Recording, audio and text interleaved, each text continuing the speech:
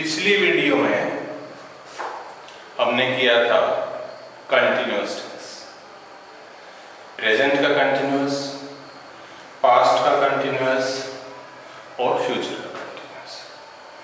और कंटिन्यूअस के बारे में हमने बताया था कि कंटिन्यूअस में काम चल रहा होता है, एक्शन में होता है काम। जैसे मैंने कहा था कि मैं वीडियो तैयार कर रहा हूं, ये प्रेजेंट का कंटिन्यूअस था। आप कल पहले वाली वीडियो देख रहे थे, वो पास्ट का कंटिन्यूअस था।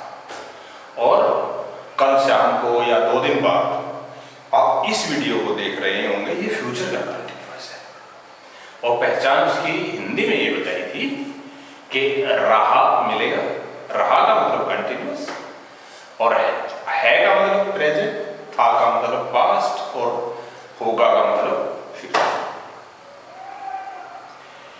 उससे पहले हमने सिंपल प्रेजेंट या प्रेजेंट इंडेफिनिट किया, जिसमें हमने आपको बताया कि प्रेजेंट इंडेफिनिट टेंस उन परिस्थितियों में प्रयोग होता है जिनमें किसी की आदत बतानी हो, किसी का स्वभाव बताना हो, किसी का व्यवसाय बताना हो या नित्य प्रति की होने वाली कुछ घटनाएं बतानी हो।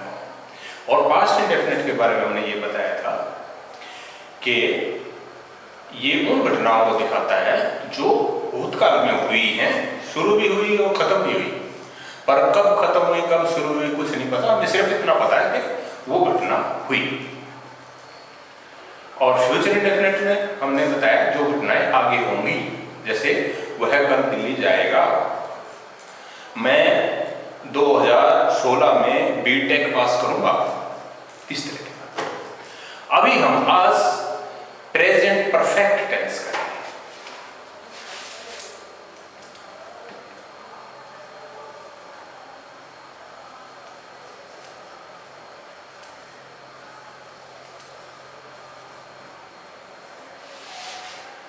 प्रेजेंट का मतलब वर्तमान, परफेक्ट का मतलब पूरा।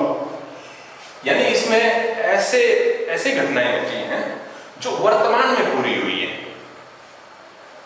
क्योंकि पूरी हो जाने वाली, पूरी हो चुकी हुई घटनाएं तो पास्ट की भी होती है, क्योंकि भूतकाल तो होता ही उन घटनाओं का है जो घट चुकी है। प्रेजेंट परफेक्ट में भी काम कंप्लीट हो चुका है लेकिन अभी अभी पूरा हुआ है। जैसे मैंने कार धो दी है,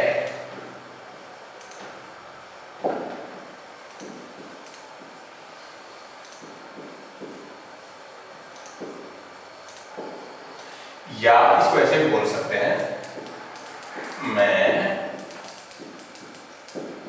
कार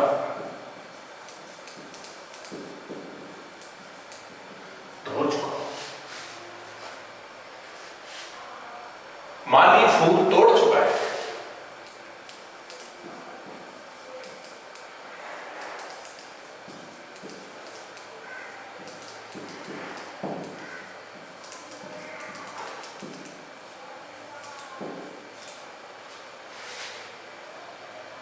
अध्यापक पाठ पढ़ा चुका है,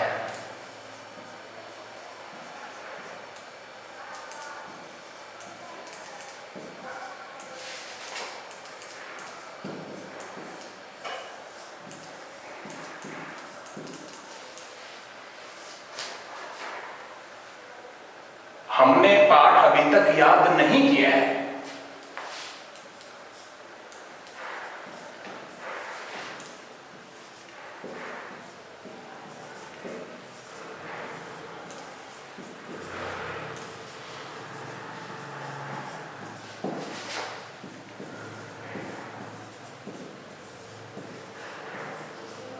हमने पाठ याद नहीं किया है। वह स्कूल जा चुका है,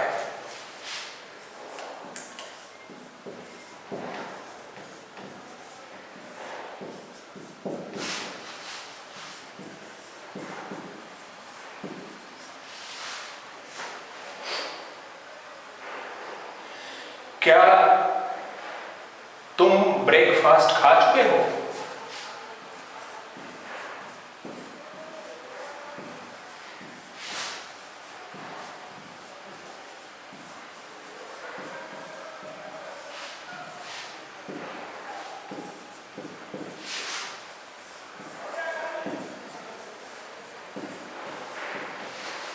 ये इस तरह के वाक्य होते हैं। इनको देखिए अंग्रेजी में कैसे बनाते हैं। वाक्य की संरचना वही रहेगी अंग्रेजी में।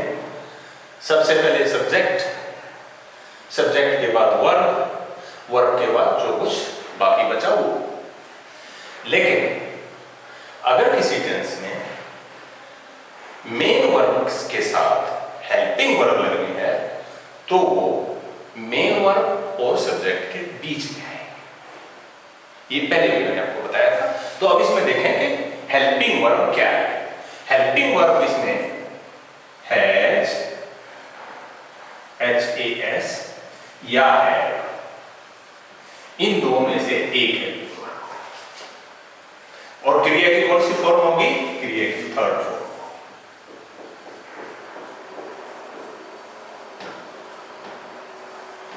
आपको याद होगा अब तक हमने थर्ड फॉर्म का प्रयोग आपको नहीं बताया है। फर्स्ट फॉर्म का प्रयोग बताया था प्रेजेंट इंडेफिनिट टेंस में, सेकंड फॉर्म का प्रयोग बताया था पास्ट इंडेफिनिट टेंस में, और फोर्थ फॉर्म यानी आईएनजी वाली फॉर्म का प्रयोग बताया था कंटीन्यूअस टेंस में।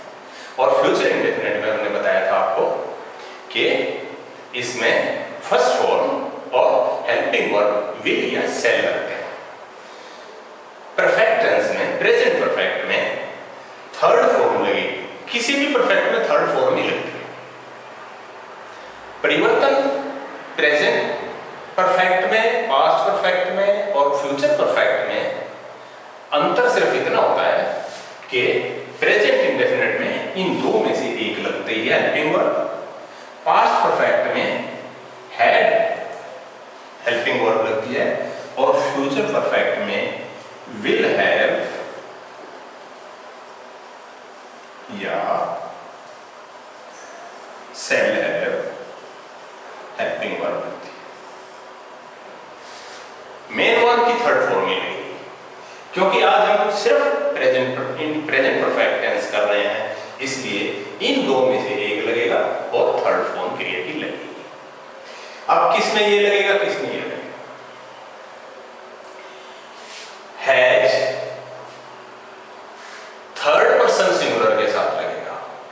पर्सन मैंने अभी तक आपको नहीं बताए हैं, थोड़े से मैं बता देता हूं। फर्स्ट पर्सन बात को कहने वाला होता है। जैसे मैं अगर आपसे बात कर रहा हूं तो जब भी मैं बात करूंगा तो बार बार मैं या हम का उपयोग करेंगे। तो ये मैं और हम ये फर्स्ट पर्सन होते हैं, और जिससे बात करते हैं हम यानी तुम, आप, वो सेकंड पर्सन होते हैं। और जो वहां पर नहीं है जहां बातें हो रही हैं, जैसे किसी का हम जिक्र करें कि मोहन स्कूल गया, इसका मतलब मोहन वहां नहीं है, वो थर्ड पर्सन होते हैं। तो जो थर्ड पर्सन सिंगुलर है उनके साथ है जाएगा, बाकी सबके साथ है आएगा। या दूसरे उसमें ले तो सिंगुलर के साथ है जाएगा आई और यू को छोड़कर।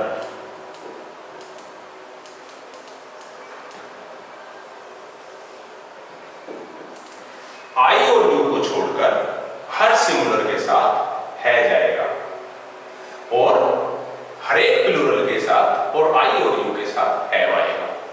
आई और यू फर्स्ट और सेकंड पर्सन के सिंगुलर है। आई थिंक कि आपको क्लियर हो गया। अब वाक्य बनाते हैं। एक्शन धोना,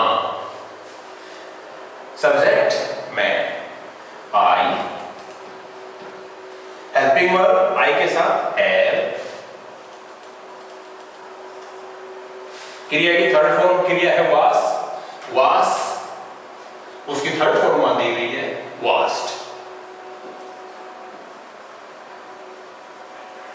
I have washed the car. माली फूल तोड़ चुका है, सब्जेक्ट माली, गार्डनर,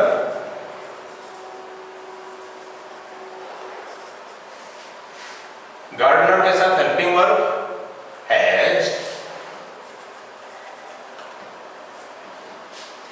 तोड़ना plug, third form plug,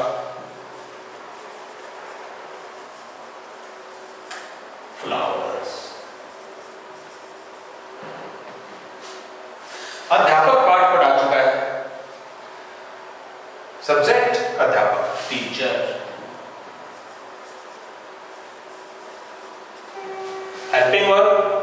teacher के साथ हैज। पढ़ाना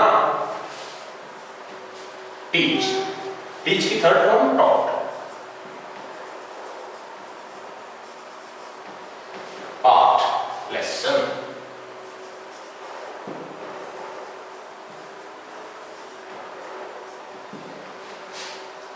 हमने पाठ याद नहीं किया है।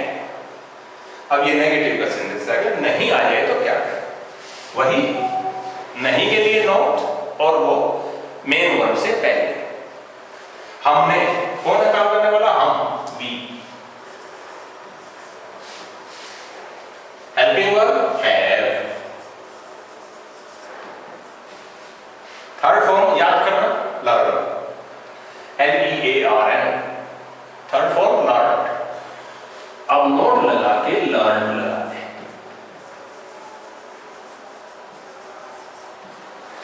पाठ द लेसन।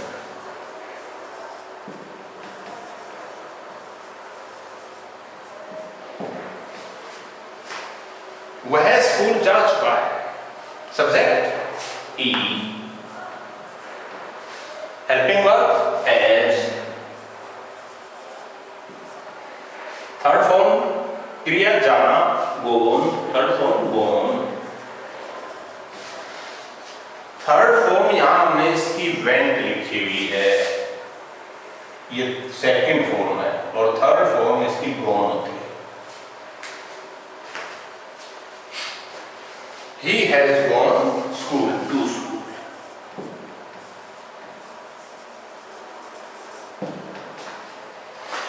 अब ये क्वेश्चन मार्क आ गया, इंटरोगेटिव सेंटेंस। क्या तुम ब्रेकफास्ट खा चुके हो? इसका आसान तरीका ये है कि थोड़ी देर के लिए क्या को भूल जाए या बाकी की अंग्रेजी बना लें।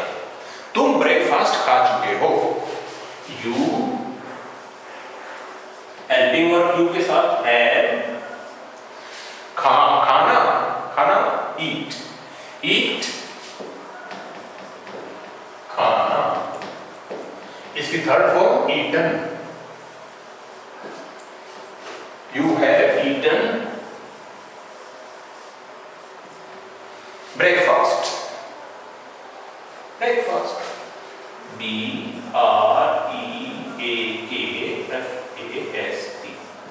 ये हो गया कि तुम खाना खा चुके हो। अब ये तो पर्सन है, जब पर्सन हो तो हैव को बाहर निकाल दो, हैज या है, ये आ जाएगा यहां। हैव यू ईटन ब्रेकफास्ट और क्वेश्चन मार्क। मेरे ख्याल में क्लियर हो गया ये आपको। अब अभ्यास के लिए कुछ और करते हैं।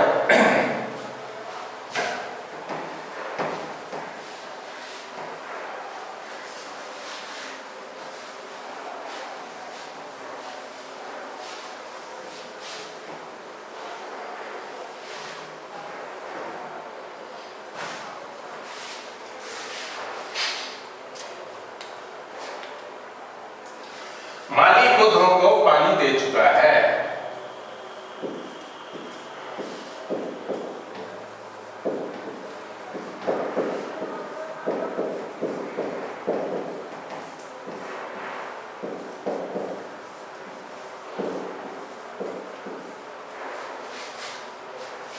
माली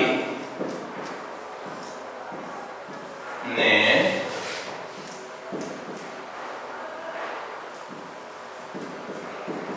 पौधों को पानी दिया। माली पौधों को पानी दे रहा है।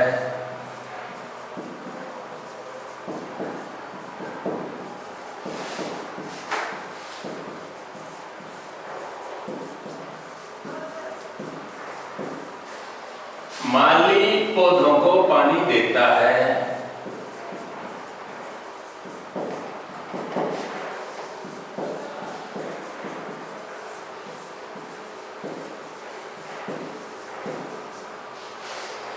माली पौधों को पानी दे रहा था।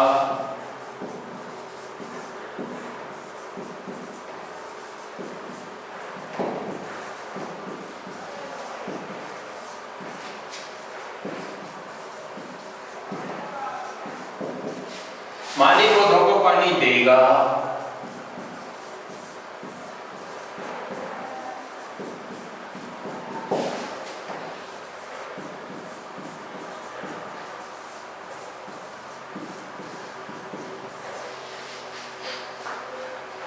और हाँ लेट्स सी, अब इनको बनाते हैं। माली पौधों को पानी दे चुका है, यानी एक्शन कंप्लीट हो चुका है आया हुआ है अंत में। इससे लगता है कि काम अभी भी पूरा हुआ है, यानी ये वाक्य प्रेजेंट परफेक्ट का है। माली ने पौधों को पानी दिया, ये वाक्य पास्ट इंडेफिनिट का है। ये फर्क समझ लेना बहुत जरूरी है, खासकर अगर आप ओरिजिनली अंग्रेजी में सोच के लिख रहे हैं तो। जब आप ऐसी परिस्थिति का वर्णन करें जिससे यह पता चले कि काम अब ये भी खत्म हुआ है, तो आपने प्रेजेंट परफेक्ट प्रयोग करना है।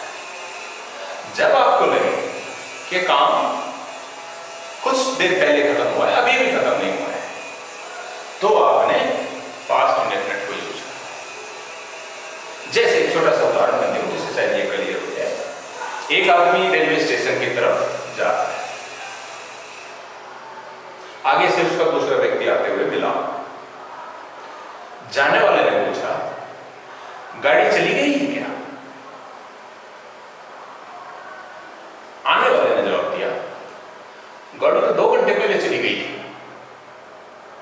देखिए आप दोनों के उसमें आपके दोनों के उसमें फर्क देखिए कि परसेप्शन क्या है।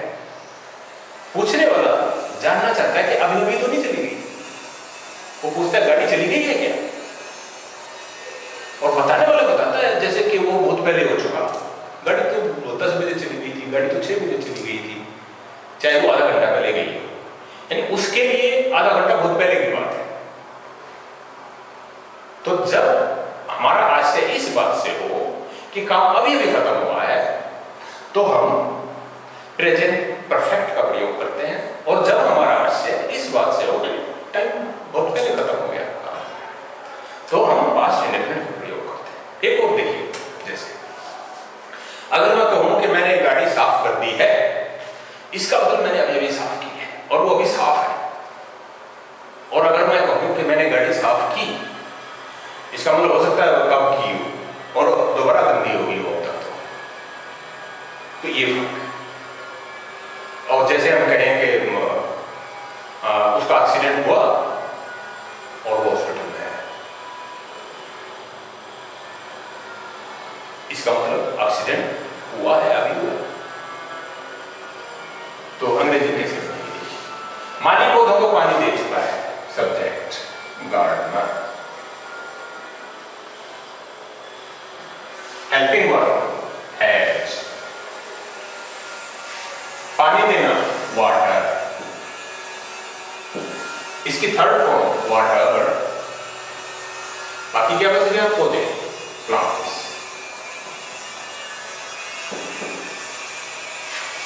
माली ने पौधों को पानी दिया, ये पास्ट इंडेफिनिट, सब्जेक्ट वही गार्डन। इसलिए सिर्फ सेकंड फॉर्म लगेगी क्योंकि ये पास्ट इंडेफिनिट है, वाटर, प्लांट्स। जैसे हम कहेंगे आप किसी माली का किसी दिन का एक दिन का उसका जो दिनचर्या है उसका वर्णन करते हैं। माली सुबह 4 बजे उठा, आप उसको देख रहे थे, जैसे बता रहे हैं सब कुछ। 4 बजे माली उठा, वो थोड़ा घूम के आया, उसने बाग का चारों तरफ चक्कर लगाया, फिर उसने पौधों को पानी दिया, फिर उसने कुछ फूलों को तोड़ा। ये सब आप एक जो देखी हुई घटना उसको बता रहे हैं। ऐसा नहीं है कि वो अभी अभी सब कुछ हुआ है, आप बता रहे हैं किसी समय की दृष्टांत को वर्णन कर रहे हैं, तो उसमें आएगा वाटर।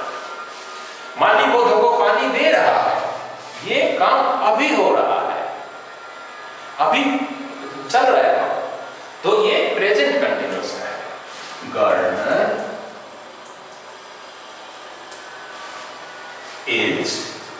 इज हेल्पिंग वर्ब है। और वर्ब की चौथी फॉर्म वाटरिंग दी प्लांट्स। माली पौधों को पानी देता है, ये उसके व्यवसाय से संबंधित है या उसके नित्य प्रति की दिनचर्या से संबंधित है। ता है तो ये प्रेजेंट इंडेफिनिट का है, इसमें क्रिया की पहली फॉर्म प्रयोग गार्डनर वाटर। अब क्योंकि ये सिंगुलर है, waters plants.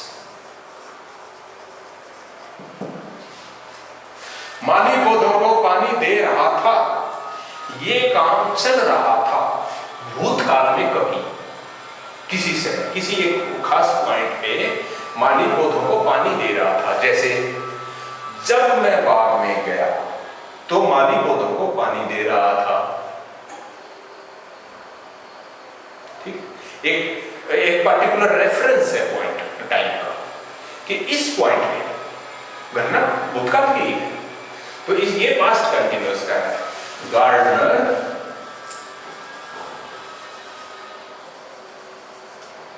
Was orienting verb is given है। Was watering plants.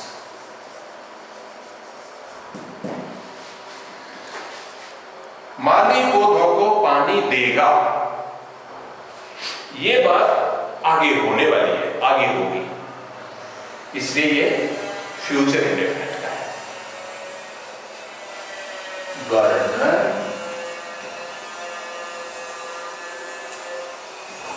विल या सेल में से गार्डन के लिए विल वाटर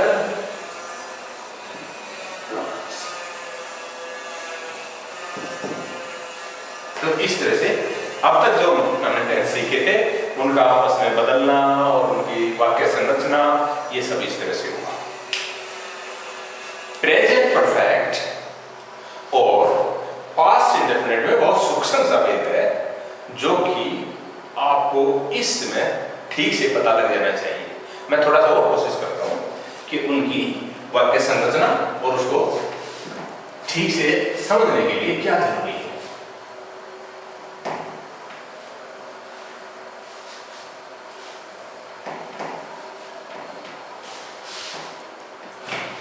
एक चीज और हमें मदद करती है ये फर्क करने में कि प्रेजेंट परफेक्ट का प्रयोग करें या पास्ट इंडेफिनिट का करें, और वो है कि एक पर्टिकुलर पॉइंट दिया हुआ हो टाइम का। जैसे वह 6 बजे दिल्ली गया, वह 6 बजे दिल्ली गया। वैसे तो गया इसमें लास्ट में है ही नहीं, इसलिए ये प्रेजेंट का तो है ही नहीं। प्रेजेंट के वाक्य की अगर हिंदी में पहचान करें हम तो अंत में है मिलेगा, लेकिन फिर भी अगर समय दे दिया तो आपने पास्ट इंडेफिनिट यूज करना है, प्रेजेंट परफेक्ट नहीं।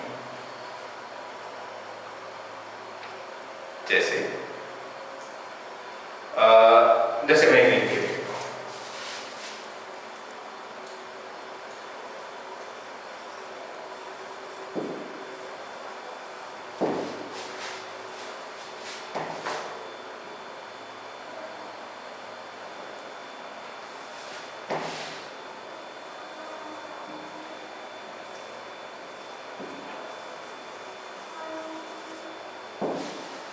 आपने खाली जगह में यूज करना है या तो आपने सेकंड फॉर्म, अगर ये पास्ट इंडेफिनिट का है तो, या हैज है के साथ, ट्रेन है तो हैज के साथ थर्ड फॉर्म। इनमें से कौन सा यूज होगा ये आपने बताना है। The train Khalistan at 6 o'clock। अब देखिए दो परिस्थिति बन सकती है। The train left at 6 o'clock। दूसरी बन सकती है the train has left at 6 o'clock। Has left लिखने से लेफ्ट लिखने से, सिर्फ लेफ्ट लिखने से ये पास्ट इंडेफिनिट का होगा। मैंने अभी बताया था कि अगर एक पॉइंट दे दिया है टाइम का, जैसे 6 o'clock इसमें दिया हुआ है, तो आपने पास्ट इंडेफिनिट यूज करना है, प्रेजेंट परफेक्ट यूज नहीं करना। तो इसमें लेफ्ट।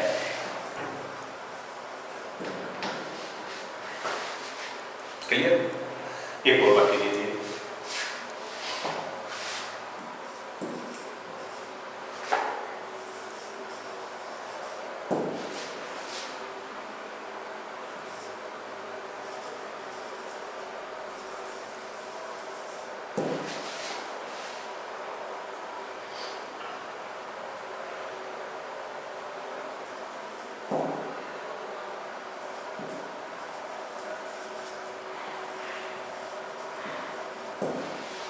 बताइए, डाइड आएगा या हैज डाइड आएगा? क्योंकि ये लिख दिया है डेफिनेट टाइम है, तो डाइड। हैज डाइड नहीं है।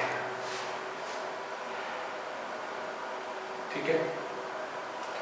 और देखिए, एक और उदाहरण देखिएगा।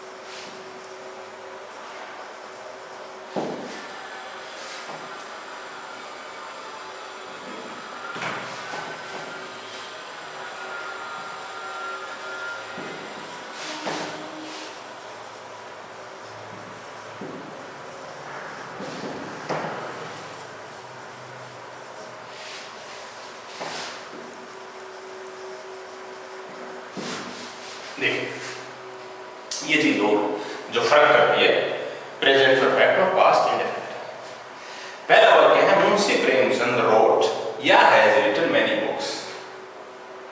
दूसरा है, Salman Rushdie wrote has written many books. Has written आएगा या रोट आएगा? दोनों। जब लेखक जिंदा है तो उससे संभावना है कि हो सकता है वो कुछ और भी लिखे, तो उस परिस्थिति में हम प्रेजेंट परफेक्ट का प्रयोग करते हैं। और जब लेखक मर चुका है, यानी पास्ट की है, कितना भी पास्ट है, तो तब हम पास्ट इंडेफिनिट का प्रयोग करते हैं। इस केस में रोट आएगा, इस केस में हैज रिटन।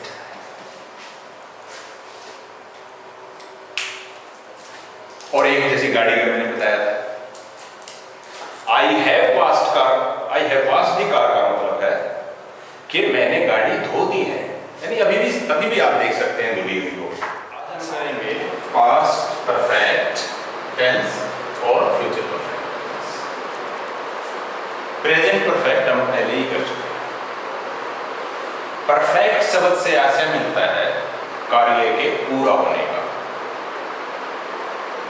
जैसे प्रेजेंट परफेक्ट में हमने बताया था कि अगर हमें इस तरह के वाक्य बनाने हों, जैसे मैं गाड़ी धो चुका हूं या मैंने गाड़ी धो दी है, जिसका मतलब था कि मैंने अभी गाड़ी को धोया है, तो वो प्रेजेंट परफेक्ट है। इसी तरह से पास्ट परफेक्ट में भी कार्य का पूरा होना होगा, फ्यूचर परफेक्ट में भी कार्य का पूरा होना होगा। पास्ट परफेक्ट में कार्य का पूरा होना है, और पास्ट का तो मतलब भी उन कार्यों का होता है जो उससे पहले खत्म हो चुके हैं। तो पास्ट परफेक्ट का अलग से क्या आशय है, बाकी पास्ट से वो कैसे डिफरेंट है, ये हम आज देखेंगे। जब कोई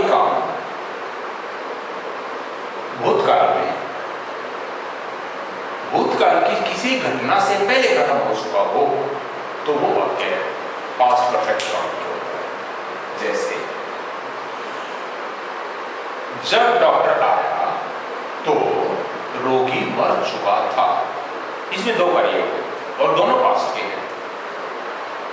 डॉक्टर आया पास्ट का है और मरीज मर चुका था ये भी पास्ट का है। लेकिन वाक्य से साफ जाहिर है कि रोगी का मरना डॉक्टर के आने से पहले हो चुका है। इसी तरह से एक और वाक्य जैसे लें, जब मैं स्टेशन पहुंचा तो गाड़ी जा चुकी थी। तो गाड़ी का जाना मेरे स्टेशन पहुंचने से पहले का काम है, तो इसलिए ये पास्ट परफेक्ट का वाक्य है। जबकि मैं स्टेशन पर पहुंचा ये पास्ट इंडेफिनिट का वाक्य है। अंग्रेजी में कैसे लिखेंगे ये देखिए। पहले इसकी संरचना भी देख लें। संरचना ये है कि जैसे प्रेजेंट परफेक्ट में हमने बताया था कि has, have plus third form of the verb. Perfect tense में सभी में थर्ड फॉर्म प्रयोग होगी, ये आप याद रखें। थर्ड फॉर्म का मतलब ये है कि परफेक्ट टेंस। प्रेजेंट का परफेक्ट है तो has, have plus third form, और अगर पास्ट का परफेक्ट है तो हैड प्लस थर्ड फॉर्म, और अगर फ्यूचर का परफेक्ट है तो विल हैव या shall have plus third form. वाक्य की संरचना ऐसे बनेगी। तो अभी हम आते हैं पास्ट परफेक्ट के वाक्य में। जैसे जब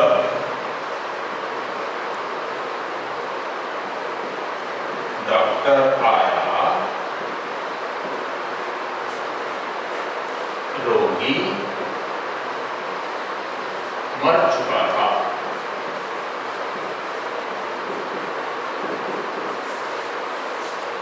तो इसमें दो काम देखिए, डॉक्टर का आना और मरना। ये पास्ट परफेक्ट का प्रयोग होगा, यानी हैड प्लस थर्ड फॉर्म और मरा रोगी। Patient had died। जब डॉक्टर आया, when the doctor came। ये पास्ट इंडेफिनिट में होगा, ये पास्ट परफेक्ट में होगा। जब वह स्टेशन पहुंचा,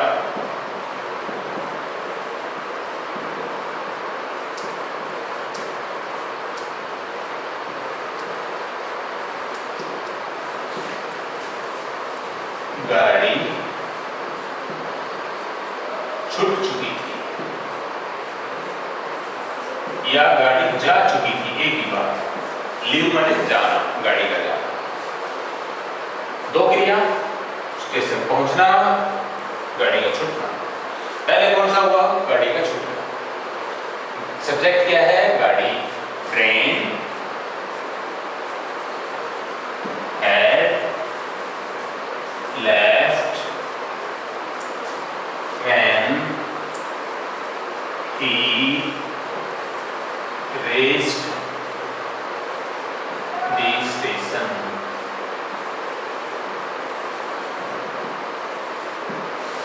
ठीक है, देखिए और एक वाक्य बनाते हैं।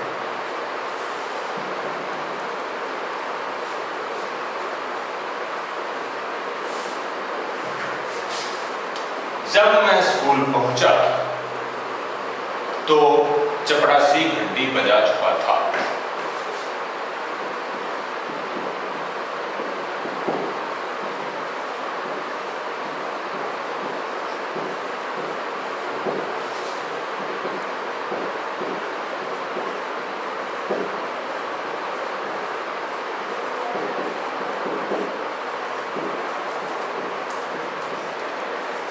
वही दो काम, पहुंचना, घंटी बजा चुका होगा।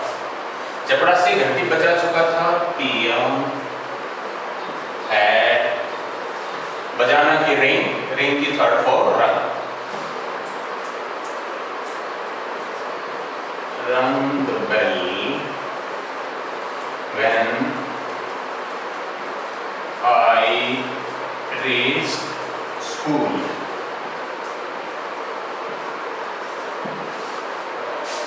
ठीक है। अब देखिए नहीं का हो तो कैसे करना है। जब मैं स्कूल पहुंचा चपरासी घंटी नहीं बजा चुका था अगर हो तो आप क्रिया से पहले नोट लगा देंगे। The PM had not rung the bell। और अगर प्रश्न सूचक हो जब मैं स्कूल पहुंचा तो क्या चपरासी घंटी बजा चुका था? Had, इसको यहां पहले ले लेंगे। वाक्य बन जाएगा had PM rung the bell when I reached school।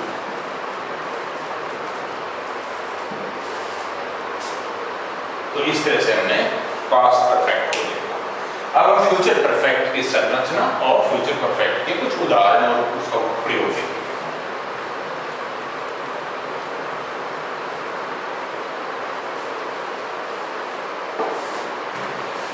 देखिए घटना आगे आने वाले टाइम में होनी है, पर हम टेंस प्रयोग कर रहे हैं परफेक्ट, और परफेक्ट का मतलब होता है पूरा करना। इसका मतलब ये घटना भविष्य में पूरी होगी,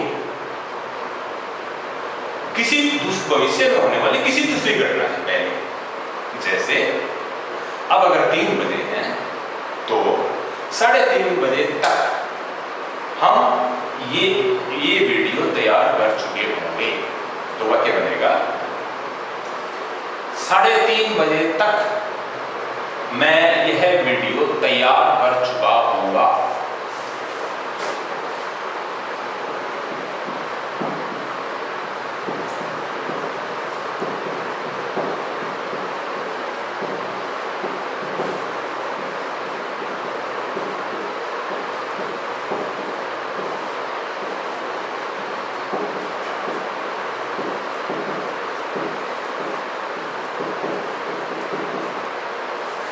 दो काम, 3:30 बजेंगे जब, ये तो एक रेफरेंस पॉइंट दिया है,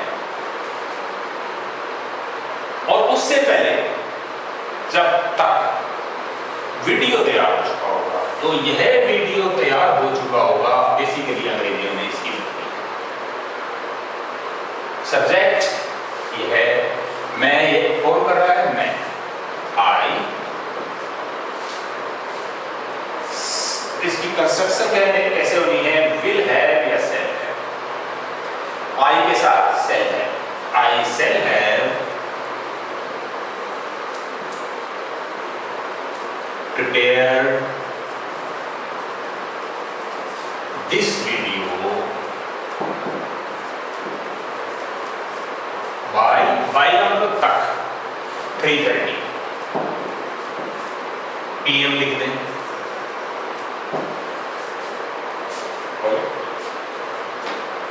दूसरा एक वाक्य लें, मैं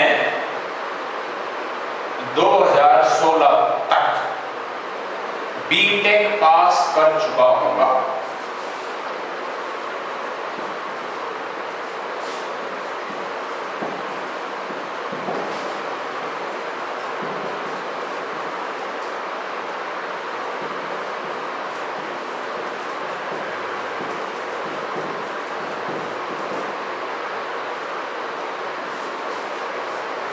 यानी 2016 तक काम पूरा हो चुका होगा। सो सब्जेक्ट आई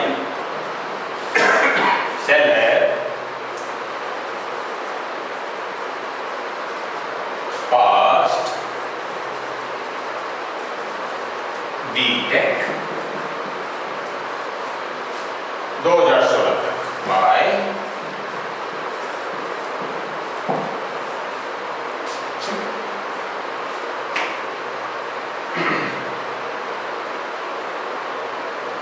इसमें अगर नहीं का वाक्य बनाना हो तो नहीं तैयार कर चुका हुआ, हिंदी में नहीं यहां आएगा और अंग्रेजी में है और सेल के बीच में।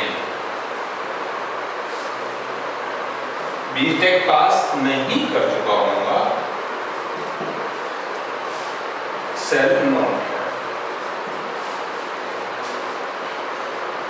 प्रश्न सूचक वाक्य हो जैसे क्या 2016 तक मैं बीटेक पास नहीं कर चुका हूंगा, तो सेल को पहले लिख दें, shall I not have passed BTech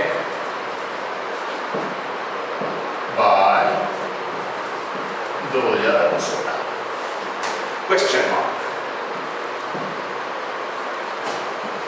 तो इस तरह से फ्यूचर परफेक्ट भी पूरा हो। ध्यान देने की बात यह है कि जैसे पास्ट के जितने भी वाक्य हैं सारे अब से पहले होने वाली घटनाओं के पीछे हैं, लेकिन परफेक्ट जितने भी परफेक्ट हैं वो कार्यों के पूरा होने के पीछे है।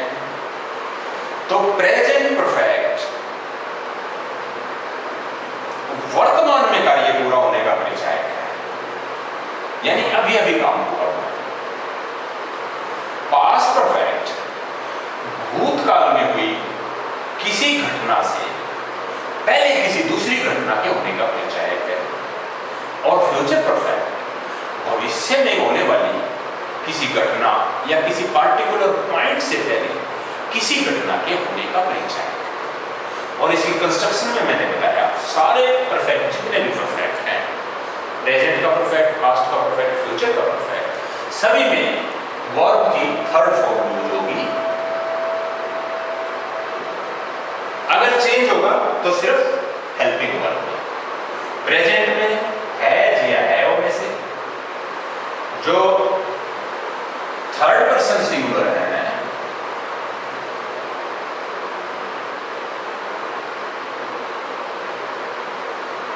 उनके साथ हैज, बाकी प्लूरल और फर्स्ट और सेकंड पर्सन के सिंगुलर उनके साथ है। पास्ट परफेक्ट में सभी के साथ है, चाहे वो किसी भी पर्सन का है, first person, second person, third person, singular और प्लूरल, सभी के साथ है। आई और मी के साथ सेल है, बाकी सबके साथ विल है का प्रयोग होगा। इस तरह के वाक्य बनेंगे। मेरे ख्याल से ये सब आपको आगे होगा। Thank you.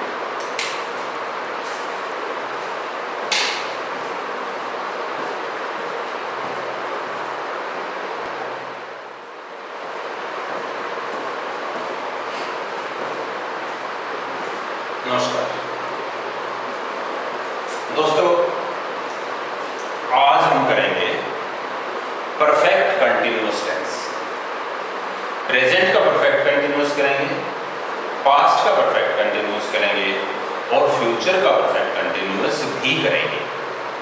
और इसके बाद ये समाप्त होने के बाद हमारे सभी टेंस खत्म हो चुके होंगे, 12 के 12 टेंस। तो देखिए उसमें फर्क करते हैं।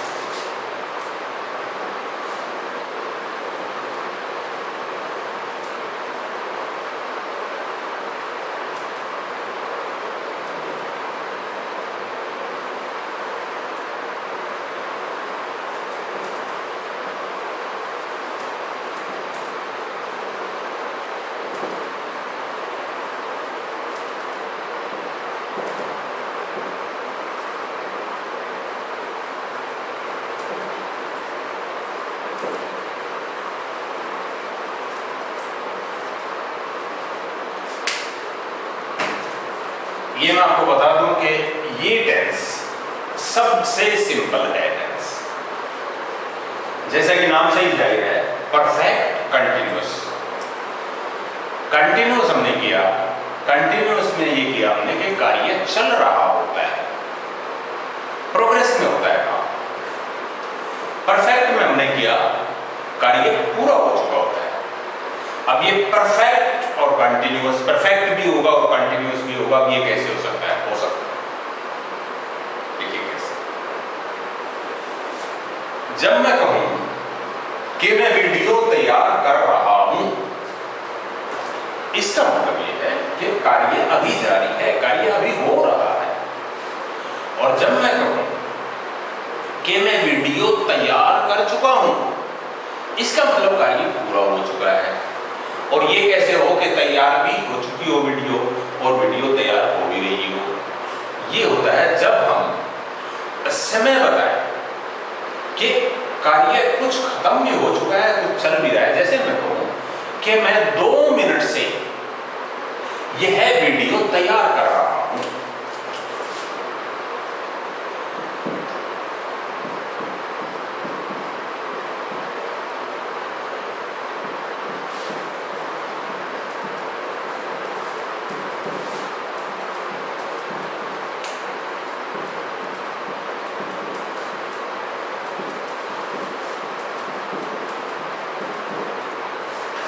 इसका मतलब ये हुआ कि मैंने 2 मिनट में जितनी वीडियो तैयार होती है वो मैं तैयार कर चुका हूं और अभी तैयार हो भी रही है। तो इसका मतलब काम कुछ पूरा हुआ है, कुछ हो रहा है। तो ऐसे वाक्यों को परफेक्ट कंटिन्यूअस का वाक्य बोलते हैं। अगर वो अब की बात है तो प्रेजेंट का परफेक्ट कंटिन्यूअस है, जैसा कि ये उदाहरण दे दिया। और अगर मैं कहूं कि कल सुबह जब मैं बाग में गया तो माली 2 घंटे से फूल तोड़ रहा था, तो माली 2 घंटे से फूल तोड़ रहा था, ये पास्ट का परफेक्ट कंटिन्यूअस हुआ। यानी 2 घंटे उसको तोड़ते हुए हो भी चुके थे और वो तोड़ भी रहा था। इसी तरह से अगर मैं कहूं कि जब प्रिंसिपल स्कूल आएंगे तो हम 1 घंटे से खेल रहे होंगे, यानी जब प्रिंसिपल आएंगे तो हमें खेलते हुए 1 घंटा हो चुका होगा, 1 घंटा हम खेल चुके होंगे और खेल भी रहे होंगे। तो ये फ्यूचर का परफेक्ट कंटिन्यूअस हुआ। अब इसकी संरचना देखिए। संरचना में जैसा कि नाम से ही जाहिर है परफेक्ट और कंटिन्यूअस, इसी में हम कुछ परफेक्ट का हिस्सा प्रयोग करेंगे, कुछ कंटिन्यूअस का हिस्सा प्रयोग करेंगे। तो जो मेन वर्ब है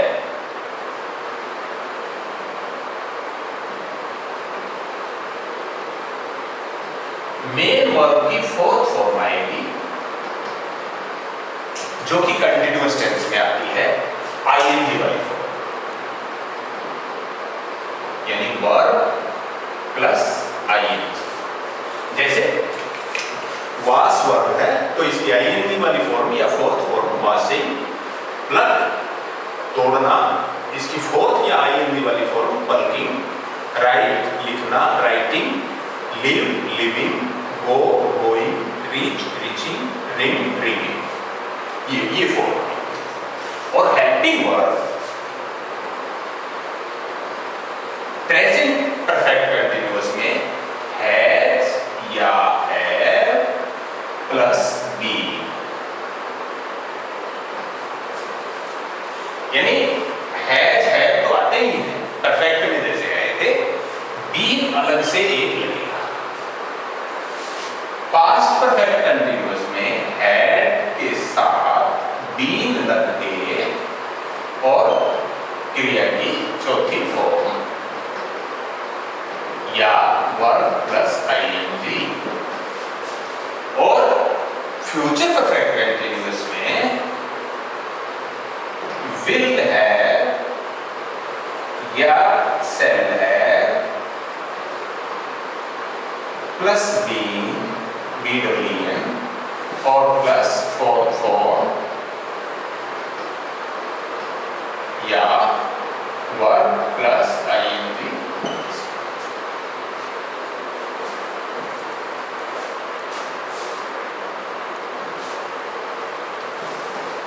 तो ये इसकी स्ट्रक्चर है।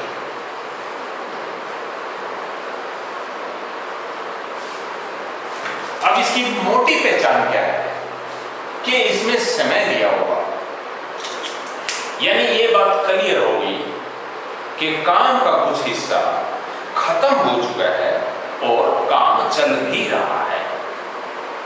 जैसे मैं कहूं मैं गाड़ी धो रहा हूं, इसका मतलब मैं गाड़ी अभी धो रहा हूं। और मैं कहूं गाड़ी धो चुका हूं, इसका मतलब गाड़ी का काम, गाड़ी को धोने का काम खत्म कर चुका हूं। लेकिन अगर मैं कहूं मैं 10 मिनट से गाड़ी धो रहा हूं, इसका मतलब मैंने गाड़ी के धोने वाला काम कुछ मैंने पूरा भी किया है लेकिन अब भी धो रहा हूं। तो ये वाक्य परफेक्ट कंटीन्यूअस का हो जाएगा। एक अभी जो वाक्य बनाया था कुछ ट्रांसलेशन करके देखते हैं। मैं 10 मिनट से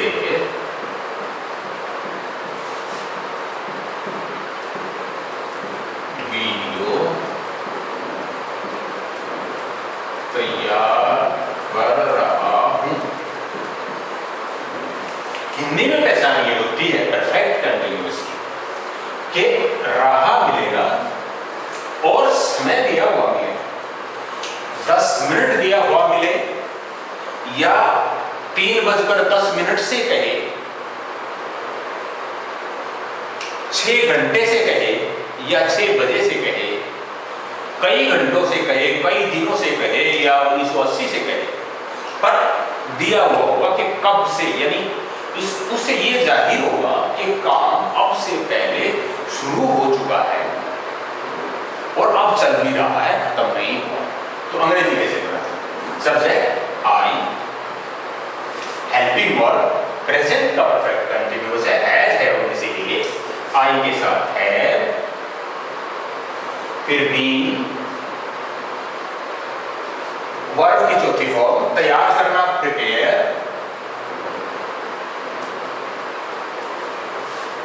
आईएनजी तो ई को हटा के आई एन जी, वीडियो।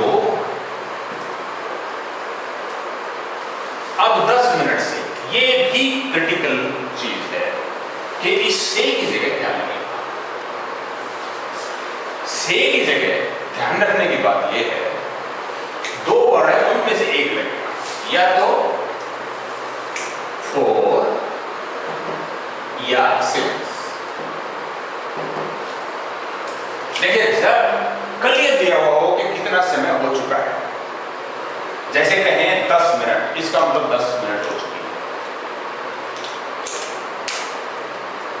और कहे कोई 1 साल से, इसका मतलब 1 साल हो चुका है। लेकिन 1 साल कहने की बजाय अगर कोई कहे 2011 से, तो हमें हिसाब लगाना पड़ेगा कि 2011 को अब कितना हो गया, अभी 2012 है तो 1 साल हो गया, बात वही है, पर हमें थोड़ा हिसाब लगाना पड़ा। तो जब हमें कुछ हिसाब लगाना पड़ा तब सिंस आता है, और जब साफ दिया हुआ हो कि इतना अंतराल हो चुका है तब फोर आप लगाते हैं। जैसे कहें 3 दिन से, दिन क्लियर है 4, और अगर कहें मंगलवार से या बुधवार से तो आपको हिसाब लगाना पड़ेगा कितने दिन हो गए, तो आपने सिंस लगाना। यानी दूसरे शब्दों में अगर देखें, अगर वो सेकंड, मिनट, घंटे, दिन, सप्ताह, मास, वर्ष, शताब्दी, जब ये क्लियर दिए हुए हो तो आपने 4 लगाना है। जब कहें 6:10 से, मंगलवार से,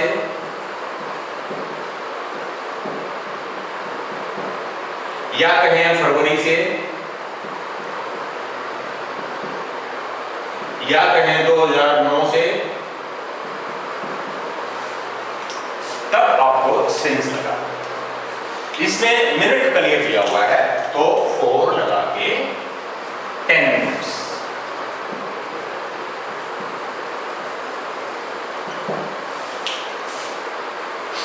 कई दिन दिन अगर दे दिया तो 4 many days, कई साल ले दिया 4 many years, कई सप्ताह से 4 many weeks, ऐसा दिया हुआ होगा। अब एक और वाक्य लीजिए।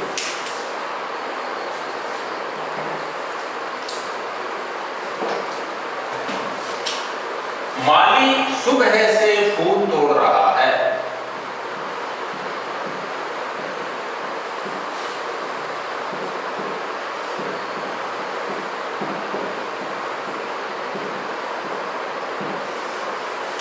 देखिए समय भी दे दिया, इस हिसाब से कि काम को शुरू हुए कुछ अर्सा हो चुका है। रहा भी आ गया, इसका मतलब परफेक्ट कंटिन्यूअस है। कौन? गार्डनर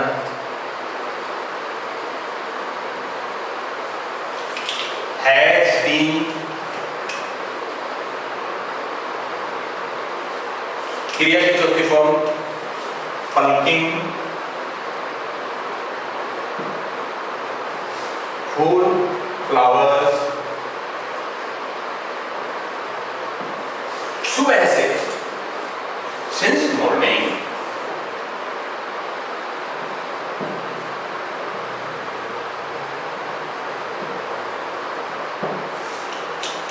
ये प्रेजेंट परफेक्ट कंटिन्यूअस की वाक्य होगी। अब पास्ट परफेक्ट कंटिन्यूअस के भी हो सकते हैं कि वह 2 घंटे से कपड़े धो रहा है। वह धो रहा है नहीं था ना है, वह 2 घंटे से कपड़े धो रहा था जब मैं उसके घर पहुंचा।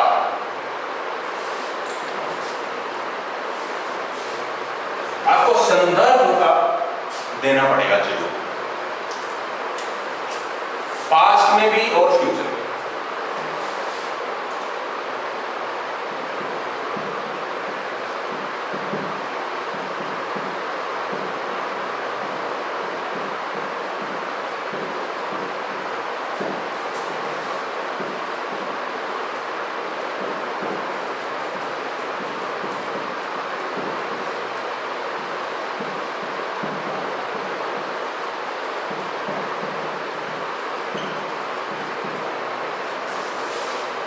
मेन वाक्य है वह 2 घंटे से कपड़े धो रहा था।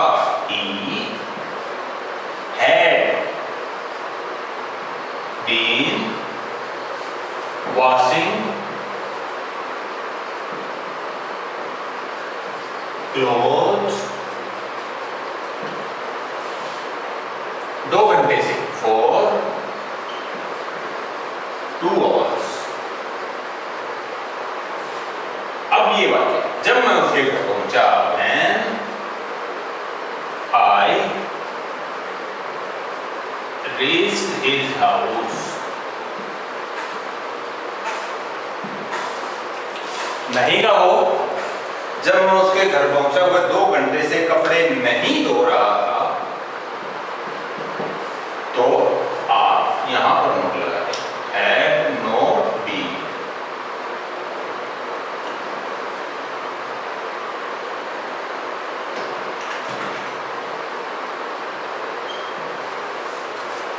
प्रश्नवाचक हो, जब मैं उसके घर पहुंचा क्या वह 2 घंटे से कपड़े नहीं धो रहा था, तो हैड को बाहर निकाल के यहां लगा देना सबसे। प्रश्नवाचक बन जाएगा। अब फ्यूचर परफेक्ट कंटिन्यूअस का एक वाक्य लेते हैं।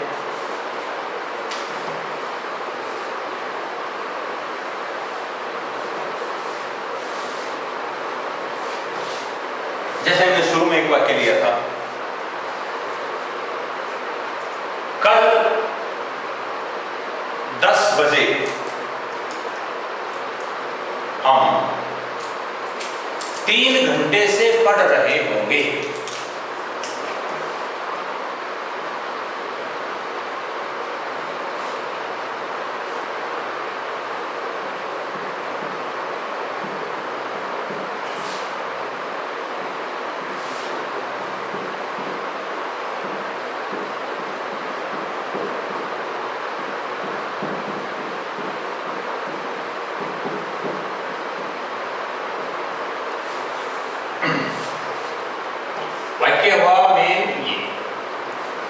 हम 3 घंटे से पढ़ रहे होंगे। We shall have been reading 3 घंटे से for 3 hours कल 10 बजे at 10 o'clock tomorrow।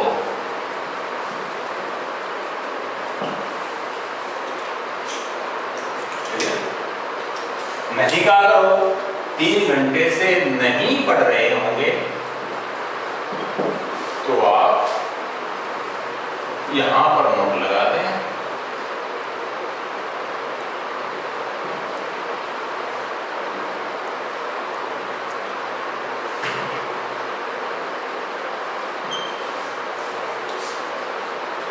प्रश्नवाचक हो, कल 10 बजे क्या हम 3 घंटे से नहीं पढ़ रहे होंगे? तो सेल को आप बाहर निकाल दें। तो इस तरह से हमने सारे टेंस आज के दिन खत्म किए। अगर उसको समअप करें, वाक्य की संरचना अंग्रेजी में सबसे पहले सब्जेक्ट होता है, उसके बाद वर्ब होता है, उसके बाद बाकी सब हो सकता है। वर्ब की तीनों फॉर्मों में से, चारों फॉर्मों में से कोई ना कोई फॉर्म आएगी। ये निर्भर करता है कि किस टेंस का वाक्य है कि कौन सी फॉर्म आएगी। जैसे प्रेजेंट इंडेफिनिट का है तो उसमें क्रिया की पहली फॉर्म आएगी। पास्ट इंडेफिनिट का है तो क्रिया की दूसरी फॉर्म है। इसको मैं एक चार्ट में लिख दूं तो बेहतर रहेगा। देखिए,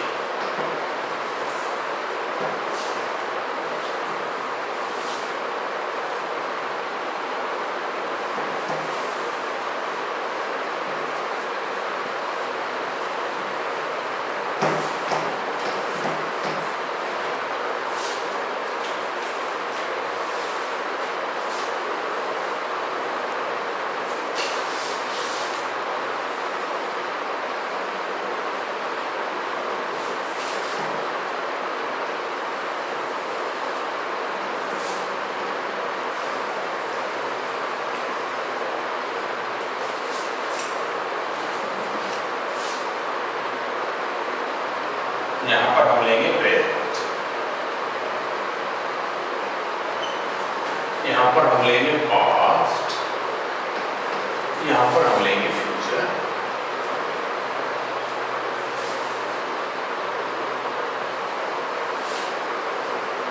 पहले हम लेंगे इंडेफिनिट, इसको थोड़ा सा इधर कर लीजिए।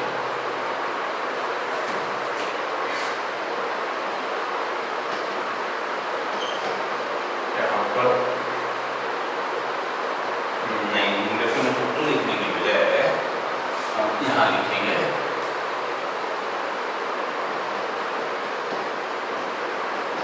इंडेफिनिट या सिंपल।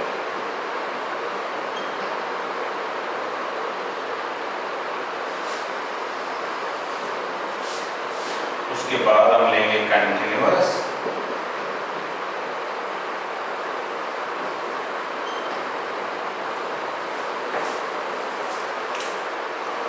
फिर हम लेंगे परफेक्ट,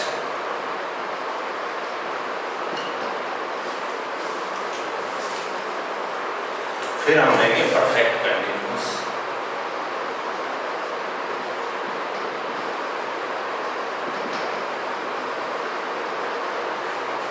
इंडेफिनिट या सिंपल में, प्रेजेंट में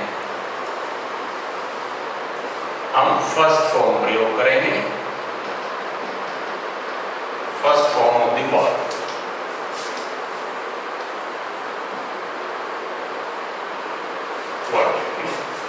पास्ट इंडेफिनिट में हम सेकंड फॉर्म लेंगे वर्ब की। फ्यूचर में विल या सेल प्लस फर्स्ट फॉर्म। ये ऐसे बनेगी संरचना। कंटिन्यूअस में प्रेजेंट में is am are plus fourth form, ये प्रयोग होगी। पास्ट कंटिन्यूअस में was were plus fourth form, और फ्यूचर कंटिन्यूअस में will be या shall be plus fourth form योग होगी। परफेक्ट में has have plus third form use होगी, और पास्ट परफेक्ट में had plus third form use होगी, और फ्यूचर में विल हैव या शैल हैव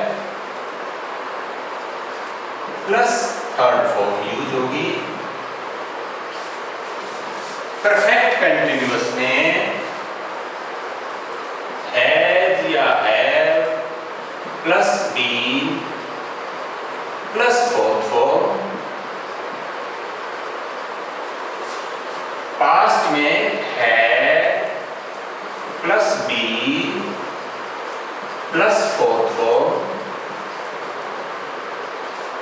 और फ्यूचर में will have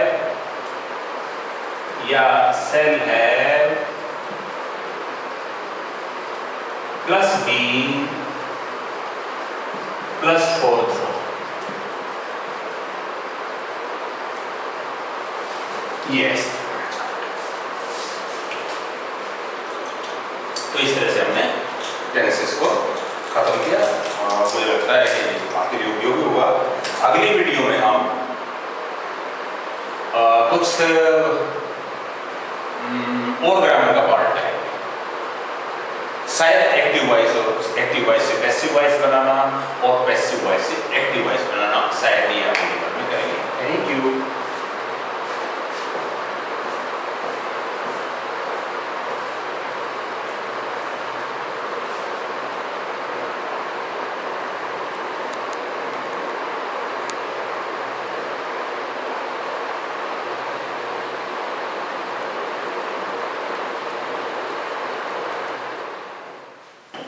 नमस्कार दोस्तों, आज हम करेंगे इंपेरेटिव सेंटेंसेस। इंपेरेटिव सेंटेंसेस उस तरह के सेंटेंसेस को कहते हैं जिनमें कहने वाला सुनने वाले को कुछ करने को कहे, चाहे वो अनुरोध करे, चाहे वो उसको कोई आदेश दे, चाहे उसको कोई निर्देश दे, जैसे खड़े हो जाओ, यानी कहने वाला सुनने वाले को या सामने बैठे व्यक्ति को कुछ करने को कह रहा है कि खड़े हो जाओ, मेरे लिए पानी का एक गिलास लाओ, बैठ जाओ। इनमें काम को जो करेगा वो हमेशा तुम या आप होता है, जो सुन रहा है वही करेगा। तो इसीलिए इसमें सब्जेक्ट हमेशा यू होता है, ये अंडरस्टूड होता है। इसीलिए जब वाक्य बनाते हैं उसमें सब्जेक्ट को मेंशन ही नहीं किया जाता, सीधा वर्ब से शुरू करते हैं। जैसे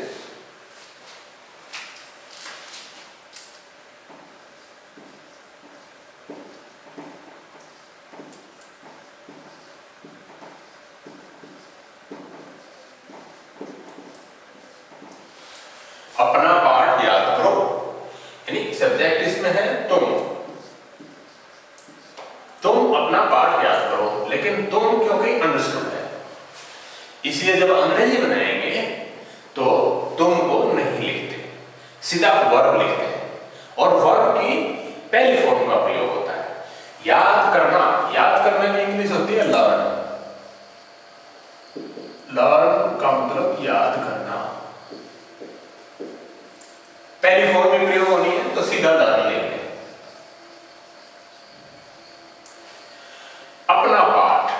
क्योंकि सब्जेक्ट यू है, हालांकि लिखा नहीं हुआ है, और यू के लिए अपना your part lesson, full stop. Learn your lesson, अपना पाठ याद करो। इसी तरह से कुर्सी पर बैठ जाओ।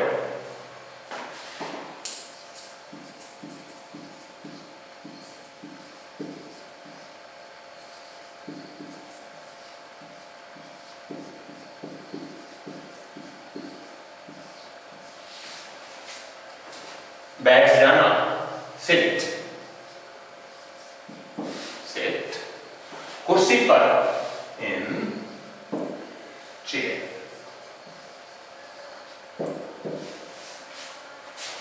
कुर्सी पर बैठ जाओ।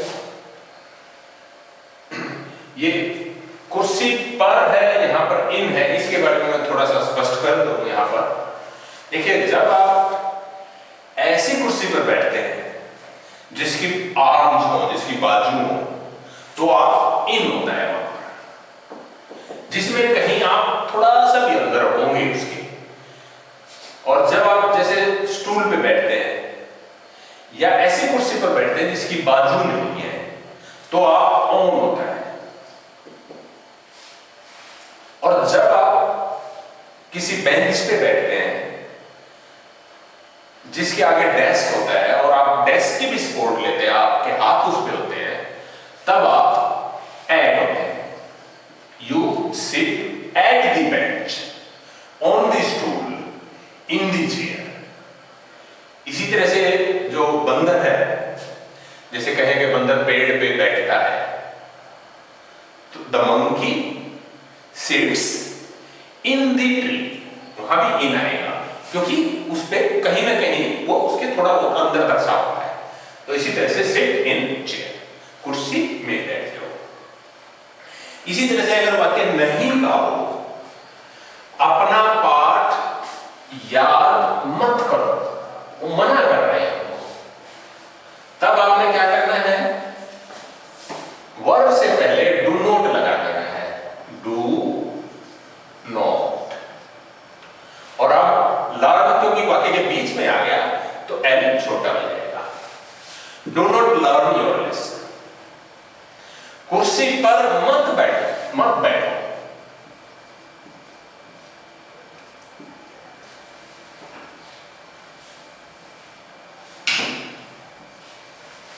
तो यहां पर डू नॉट लग जाएगा,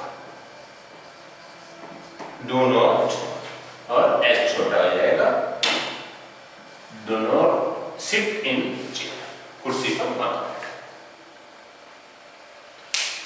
इसमें कुछ वाक्य ऐसे भी होते हैं जिसमें बोलने वाला सुनने वाले को ऐसा सुझाव देता है कि वो दोनों ही मिलकर कुछ काम करें। वो भी इंपेरेटिव की श्रेणी में आते हैं और उनकी संरचना थोड़ी सी इससे भिन्न है। जैसे आओ पाठ पढ़ें,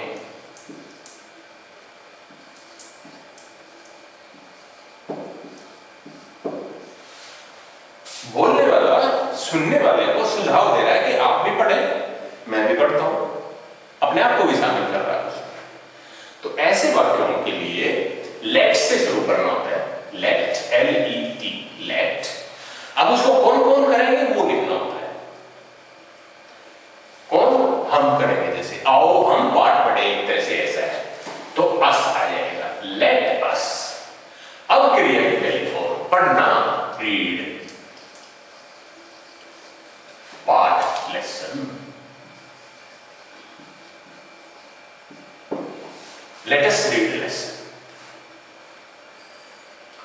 आओ दूध पिए,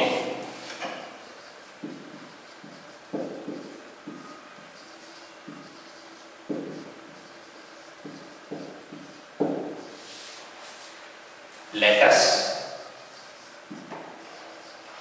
let us, let us का मतलब आओ, पिए, ड्रिंक,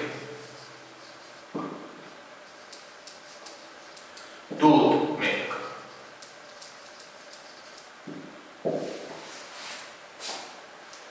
इसमें अगर हो ना करें, नहीं की वाक्य हो, आओ पाठ ना पढ़े, let us not read lesson, आओ दूध ना पिए, लेट अस नॉट ड्रिंक।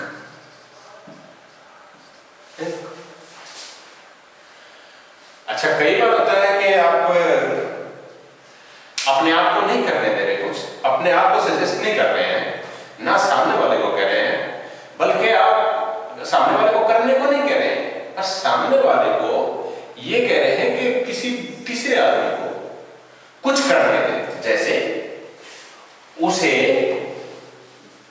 पत्थर लिखने दें, उसे पत्थर लिखने दो। आप बोल तो सामने वाले को ही रहे हैं कि तुम उसे लिखने दो पत्थर,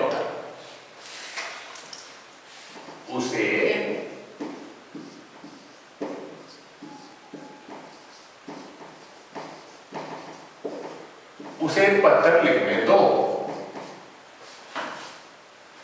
लेट से ही शुरू होगा, पर क्योंकि उसे है, उसमें था हम, लेट हिम। अब क्रिया write letter, let him write letter. उसे कपड़े धोने दो,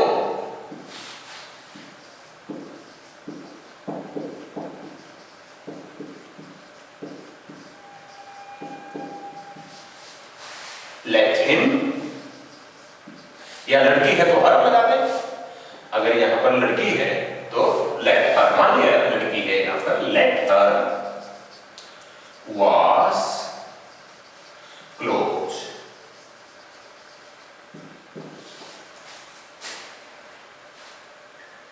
उन्हें पुस्तक पढ़ने में,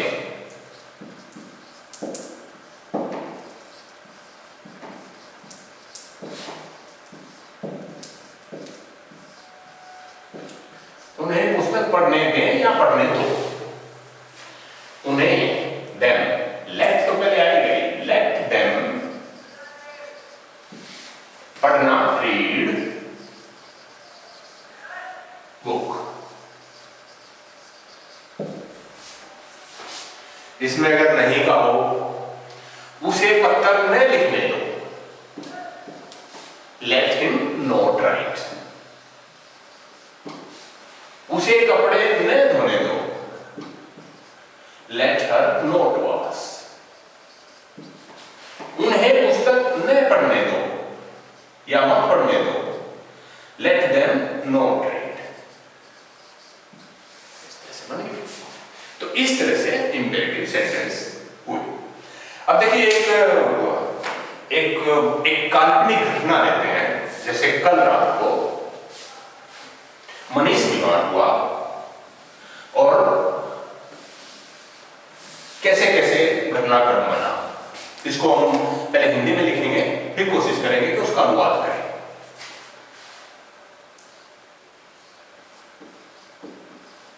गत रात मनीष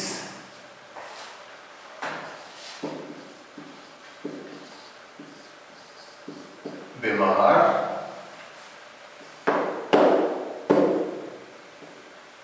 पड़ गया।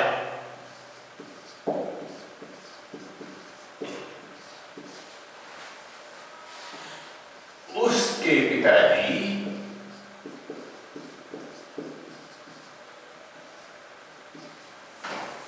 उसे डॉक्टर के पास ले गए। डॉक्टर ने पूछा,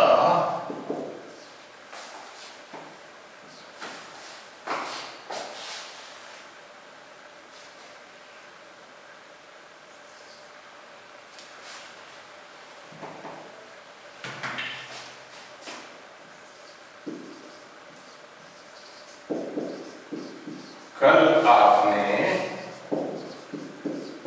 खाना खाया था? कहा, मनीष के पिताजी ने कहा नहीं। डॉक्टर ने कहा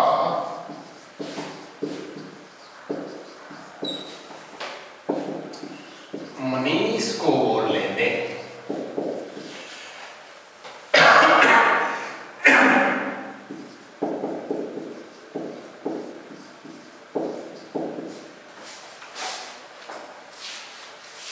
फिर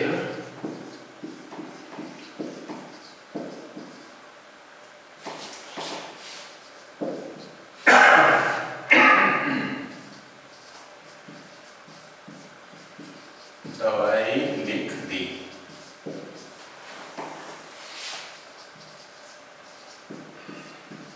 मनीष ने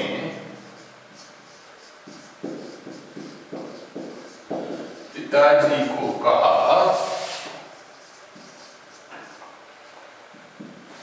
आओ अब घर चलें।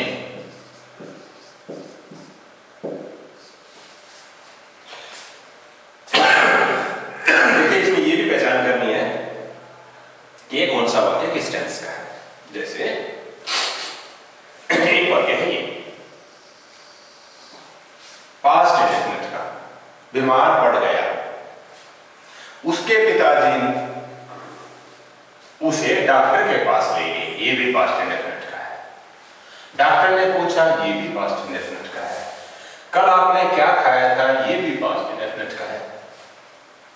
मनीष के पिताजी ने कहा, ये भी पास्ट इंडेफिनिट है। डॉक्टर ने कहा मनीष को बोलने दे, ये इंपेरेटिव सेंटेंस है।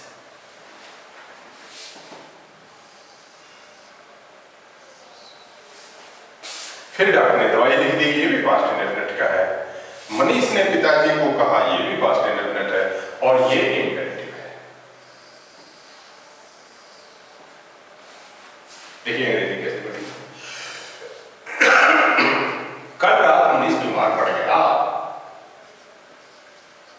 लास्ट नाइट बीमार कौन पड़ा? मनीष। मनीष बीमार पड़ना, पड़ना की फॉल, दूसरी form fell, fell ill. Last night Manish fell ill. उसके पिताजी उसे डॉक्टर के पास ले गए। काम हुआ डॉक्टर के पास ले जाने का, किसने किया? उसके पिताजी ने। उसके पिताजी सब्जेक्ट हुए तो अंग्रेजी बनेगी हिज फादर। ले जाने की टेक, सेकेंड फॉर्म टोक। उसे हिम टू डॉक्टर।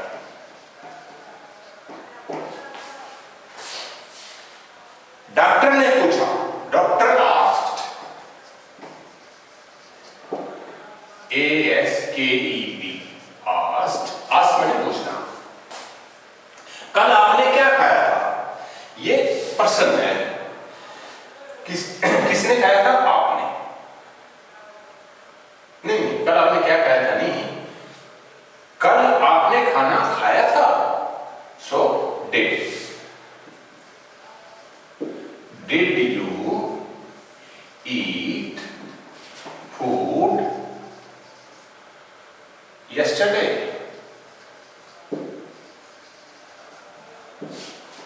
मनीष के पिताजी ने कहा, मनीष ऐसे लगा देते हैं, ये जैसे मनीष, मनीष का मतलब तो हुआ मनीष, और मनीष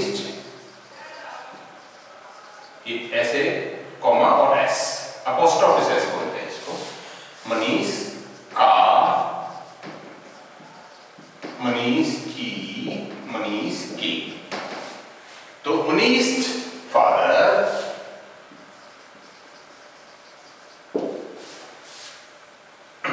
सेट, नहीं, नो। ये कॉमा में लगना है तो एन बड़ा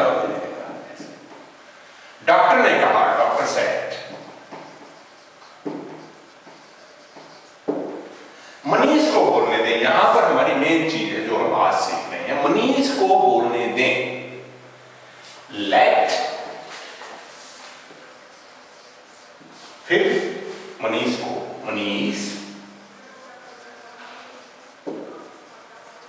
फिर speak, let Manish speak.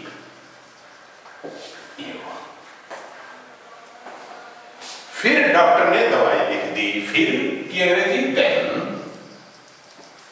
Doctor wrote medicine.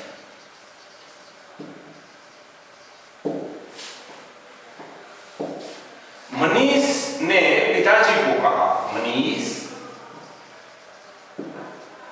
said to father, क्या कहा?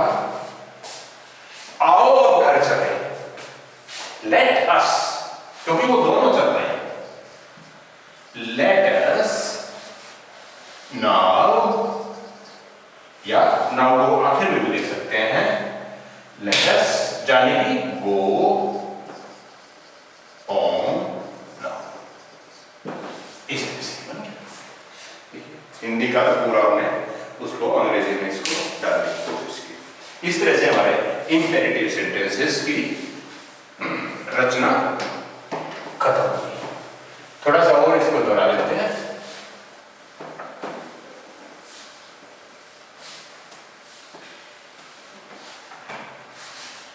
मेन 3 तरह के हमने बताए।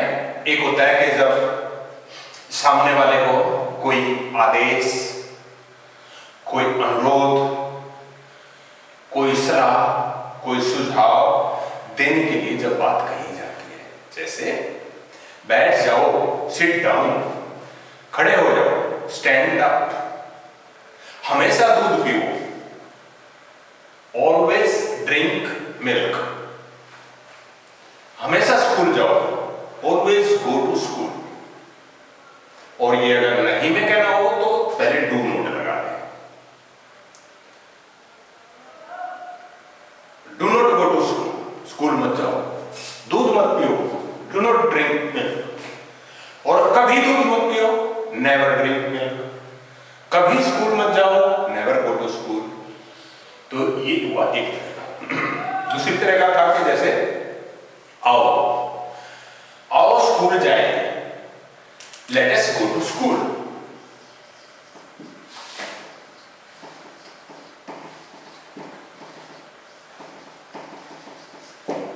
आओ स्कूल ना जाए, let us not go to school।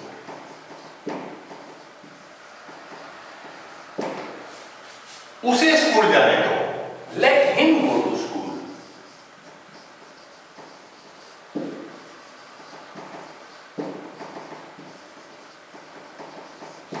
Ram को स्कूल जाने दो, let Ram go to school.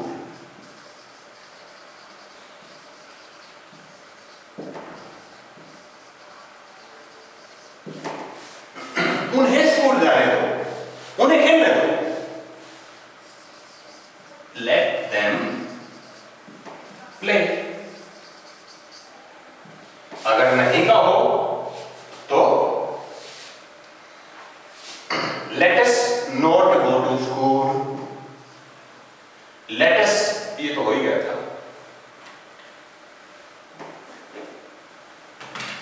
let him not go to school, यहां पर नोट आ जाएगा, let Ram not go to school, let them not play।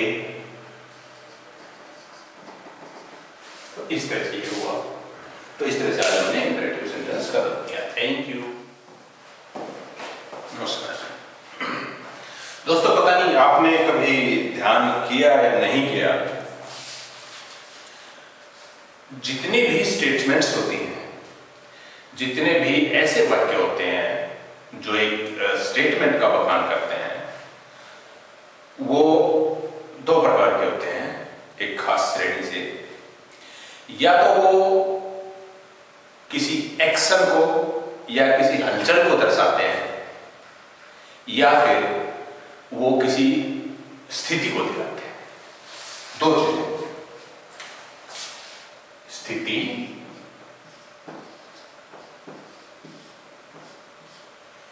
या हलचल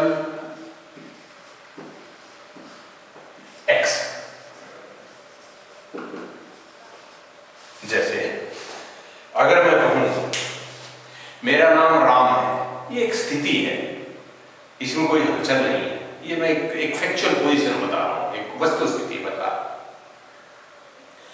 या मैं कहूं वह 10वीं कक्षा में है, ये एक सिर्फ पोजीशन बता रहा हूं, वस्तु स्थिति बता रहा हूं। लेकिन मैं अगर कहूं वह 10वीं कक्षा में पढ़ता है, तो एकदम हमारा ध्यान पढ़ने पे जाता है और उसकी एक्टिविटी पे जाता है। पढ़ता है तो ये हलचल हुई और ये इस कैटेगरी में है।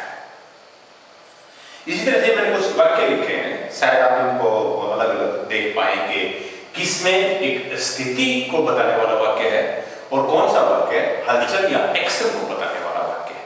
क्योंकि अब तक हमने जितने भी वाक्य लिए हैं उन सब में कुछ ना कुछ एक्शन हो रहा होता है, कुछ ना कुछ हलचल हो रही होती है। जैसे माली फूल तोड़ता है, माली पौधों को पानी देता है, मैं गाड़ी धो रहा हूं, गाड़ी जा चुकी थी, वह स्टेशन पहुंचा। ये सब वाक्य ऐसे थे जिनमें कुछ ना कुछ हलचल थी, कुछ ना कुछ एक्शन था। इसलिए हमने उसमें वर्ब का प्रयोग किया। वर्ब का मतलब ये होता है कि एक्शन, एक वर्ड ऑफ एक्शन, जो किसी एक्शन को दिखाने वाला शब्द होता है वो वर्ब होता है, क्रिया होती है। और जो किसी स्थिति को दिखाता है उसमें हम वर्ब का या क्रिया का प्रयोग नहीं करते। उसमें हम जिस शब्द का प्रयोग करते हैं उनको हम हेल्पिंग वर्ब कहते हैं। और उनको आज हम करेंगे, कुछ ऐसे वाक्य करेंगे जो स्थिति को बताते हैं, उनको कैसे बनाएंगे। तो मेन वर्ब यूज ना करके उसमें हेल्पिंग वर्ब को यूज करके कैसे वाक्य बनाते हैं, पहले थोड़ा सा देखें कि किस तरह के वाक्य एक्शन वाली कैटेगरी में है और किस तरह के वाक्य स्थिति वाली कैटेगरी में है। वह खेल रहा है, खेलने का काम हो रहा है, हलचल हो रही है, एकदम हमारे दिमाग में आता है, तो ये इसका वाक्य। चाकू मेज पर है, इसमें कोई एक्शन नहीं है, ये एक स्थिति को बता रहा है। उसका नाम रमेश है, माली पौधों को पानी देता है, हलचल एक्शन। मनीष एक अच्छा लड़का है, स्थिति को बताया जा रहा है। मैं गाड़ी धो चुका हूं, एक्शन को बता रहा है। उसके पिताजी अध्यापक हैं, ये एक स्थिति को बता रहा है, एक पोजीशन को बता रहा है, फैक्चुअल पोजीशन। राम ने पत्र लिखा, हलचल एक्शन। तो आप इनमें से अंग्रेजी कैसे बनाए वो मैं आपको बताता हूं। तो इस तरह के वाक्य मेरे हिसाब से जो शब्द प्रयोग होंगे उनको मैं अभी आपको बता देता हूं। जो हेल्पिंग वर्ब हमने यूज करनी है, वर्ब तो यूज होगी नहीं इनके लिए, स्थिति वालों के लिए वर्ब यूज नहीं होगी, हेल्पिंग वर्ब यूज होगी। और कौन सी हेल्पिंग वर्ब यूज होगी वो मैं यहां लिख देता हूं।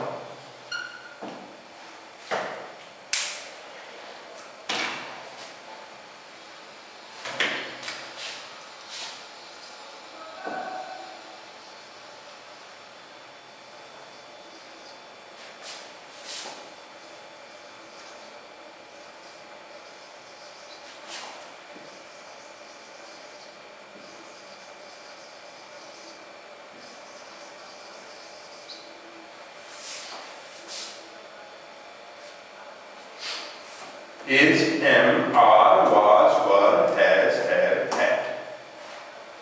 देखिए किस तरह के वाक्यों में इज प्रयोग होगा। जैसे इज का मतलब होता है एम हूं की जगह प्रयोग होगा। आर हो या है की जगह प्रयोग होगा। was था की जगह प्रयोग होगा, were थे की जगह प्रयोग होगा। और has का मतलब रखना, है का मतलब होता है रखना। इसकी एक विशेष संरचना इन तीनों के बारे में होती है, उसको हम आपको बताएंगे। विशेष तरह के वाक्य इनसे बनते हैं। पहले लिखा है, जैसे चाकू मेज पर है,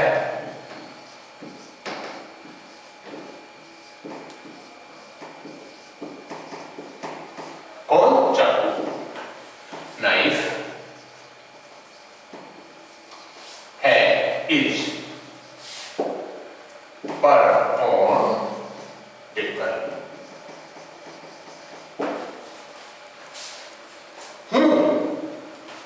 मैं एक विद्यार्थी हूं।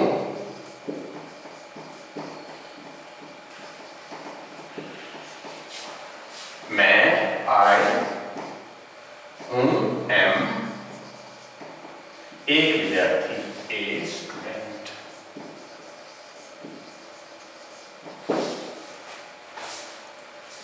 हो, है, तुम एक अच्छे लड़के हो।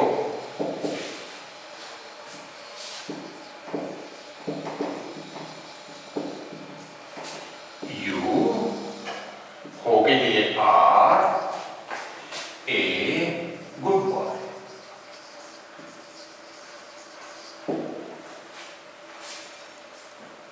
था,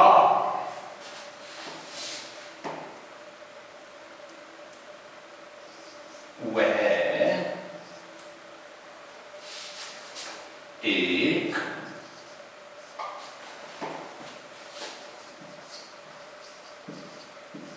सुंदर आदमी था। He was a handsome man. थे। अच्छा, ये कई बार क्या होगा कि was प्रयोग होगा थे के साथ भी, यानी अगर एक वचन है तो was लगेगा। जैसे हम हिंदी में हम एक वचन को भी सम्मान सूचक थे में बोलते हैं। जैसे उसके पिताजी डॉक्टर थे, हालांकि पिताजी एक है, पर अंग्रेजी में ऐसा नहीं है। अंग्रेजी में was का ही प्रयोग होगा। उसके पिताजी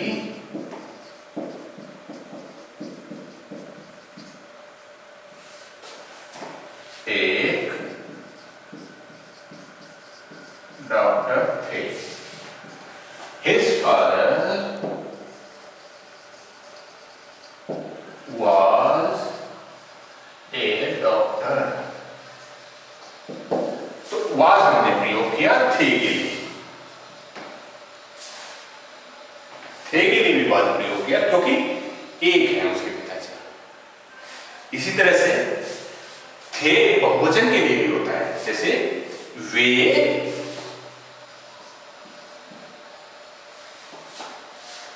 चोर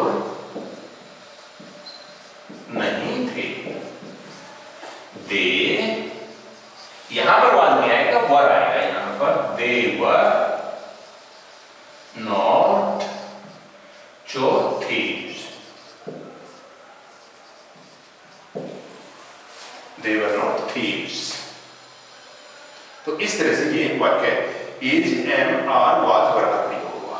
नहीं हो तो वाज, वर, जो भी हेल्पिंग वर्ब है उसके बाद नोट लगा तो नहीं का वाक्य बन जाएगा।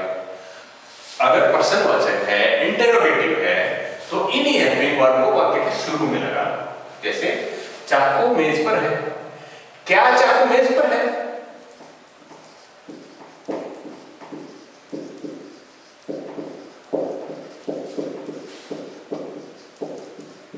तो ये इज पहले आ जाएगा। Is knife on table. मैं एक विद्यार्थी हूं। क्या मैं एक विद्यार्थी हूं? Am I a student. तुम एक अच्छे लड़के हो।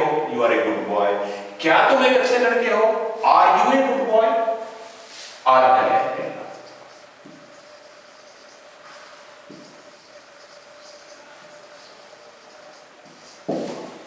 इस तरह से तो ये ऐसे वाक्य पर ये ध्यान रखिएगा, ये जो इज, एम, आर, वाज, वर हमने यहां पर लगाए हैं, ये है को उसी जगह पे रिप्लेस कर रहे हैं जहां पर वाक्य किसी स्थिति का वर्णन करते हैं। एक्शन इनमें इन्वॉल्व नहीं है। क्योंकि जैसे अगर हो कि वह स्कूल जाता है,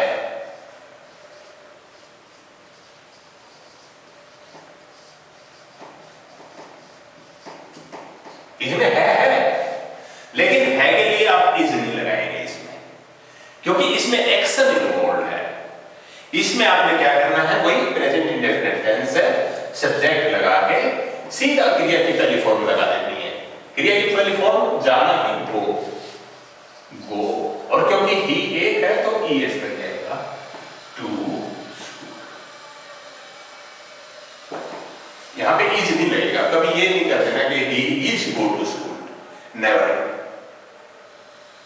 इसीलिए मैंने आपको शुरू में बताया था कि स्थिति को बताने वाले वाक्य और एक्शन को बताने वाले वाक्य में सबसे पहले हमें भेद करना होगा। वाक्य से ही पता होना चाहिए कि इसमें एक्शन इन्वॉल्व है या ये सिर्फ स्थिति को बताने वाली स्टेटमेंट है, तब आप ऐसा करेंगे। अब हम आते हैं हैज, है और हैड के प्रयोग।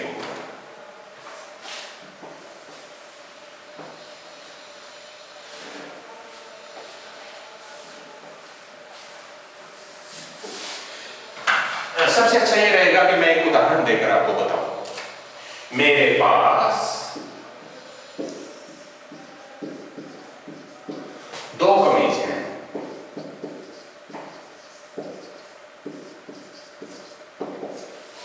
मेरे पास दो कमीज हैं, यानी इसमें एक पोजेशन की बात है, मेरे अपनत्व की बात है, मेरे अधिकार की बात है कि मेरे पास क्या है, या स्वामित्व की बात है। मेरे पास दो कमीज हैं। हमारे स्कूल में 20 कमरे हैं।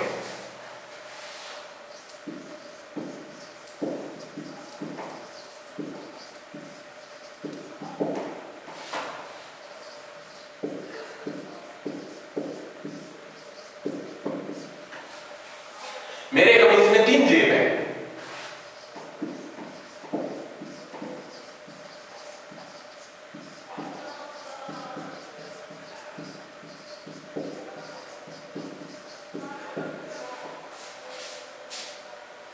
मेरे दो भाई और एक बहन है। मेरे क्यों, हर बार मेरे क्यों प्रयोग करें? उसके लगाए या राम के लगाए। राम के दो भाई और एक बहन है। देखिए अंग्रेजी कैसे बनेगी, लेकिन ये देख लीजिए कि ये सब पोजेशन के सेंटेंस हैं, पोजेशन को दिखाते हैं, स्वामित्व को दिखाते हैं। मेरे पास दो कमीज हैं। सबसे पहले आई, या इसको ये कहिए कि मैं दो कमीज रखता हूं। थोड़ा सा घुमा के इसको देखें। मैं दो कमीज रखता हूं। हमारा स्कूल 20 कमरे रखता है। मेरा कमीज 3 जेब रखता है और राम दो भाई और एक बहन रखता है। इस तरह से थोड़ा सा अगर घुमा के सोचेंगे तो स्ट्रक्चर बनने में आसानी रहेगी, इसकी कंस्ट्रक्शन होने में वाक्य की। आई हैव, यहां पर हैव लगेगा। हैव लगेगा प्लूरल के लिए और आई और यू के लिए, और हैज लगेगा आई और यूज को छोड़ के सभी सिंगुलर के लिए या थर्ड पर्सन सिंगुलर के लिए। आई हैव, बाकी जो कुछ है बस अब 2 सर्वेंट्स। हमारे स्कूल में 20 कमरे हैं। हमारा स्कूल, आवर स्कूल,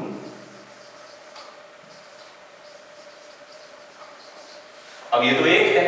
कमरे तो चाहे 20 भी हो, कमरे चाहे एक हो, लेकिन उसका रखने वाला, उसका मालिक हमारा स्कूल एक है। Our school has 20 rooms.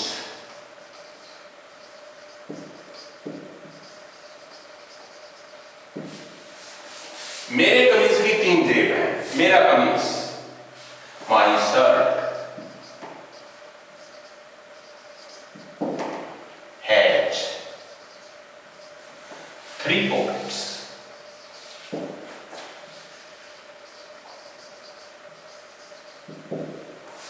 Ram के 2 भाई और एक बहन है। राम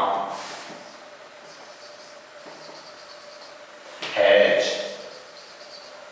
2 भाई, 2 brothers and 1 sister। इस तरह से। और अगर ये वाक्य हो पास्ट के, जैसे मेरे पास 2 कमीज थे, तो हैव की बजाय हैड आएगा। यहां पर अगर थे हो जाए तो इसकी बजाय हैड आएगा। और वो हैड जो आएगा वो एक वचन हो, बहुवचन हो, आई हो, यू हो, सिंगुलर हो, प्लुरल हो, सबके साथ हैड आएगा। उसमें singular, plural, first person, second person का कोई भेद नहीं है, सभी में हैड लगेगा। नहीं का वाक्य हो तो इसके बाद नोट लगा दो। मेरे पास 2 कमीज नहीं है, आई हैव नॉट 2 शर्ट्स। लेकिन इसमें एक बात और मैं बताऊं आपको, कभी कभी आपको हैव के बाद नोट लगाने के बजाय हैव से पहले डू नॉट और डज नॉट का प्रयोग भी मिलेगा।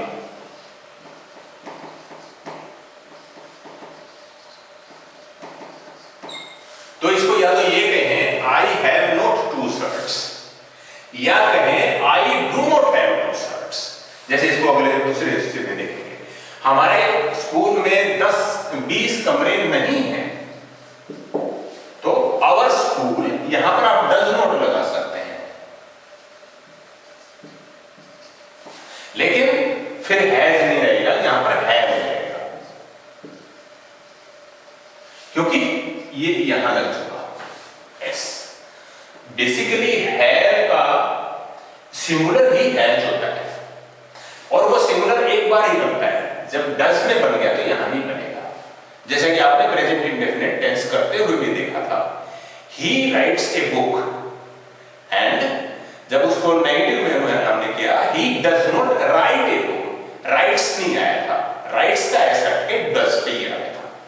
सो our school does not have 20 rooms, या our school has not 20 rooms. मेरे कमीज की 3 जेब हैं, my shirt has not 3 shirts, 3 pockets, या my shirt does not have 3 pockets. Ram के 2 भाई और 1 बहन नहीं है, Ram has not 2 brothers and 1 sister, या Ram does not have 2 brothers and 1 sister। अगर हैड में हो तो वही हैड के बाद, हाँ हैड में भी थोड़ा सा 1-2 वाक्य और देख लें, अभ्यास भी ठीक से हो जाएगा।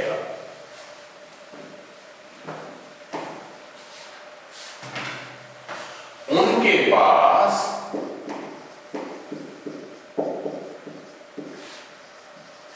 खाने, उनके पास भोजन नहीं था।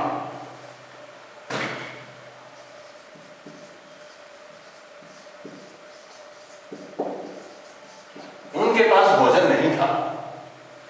दे डिड नॉट हैव, यहां पर हैड नहीं आएगा क्योंकि ये डिड यहां पर हो गया, सेकेंड फॉर्म आ गया। They did not have food,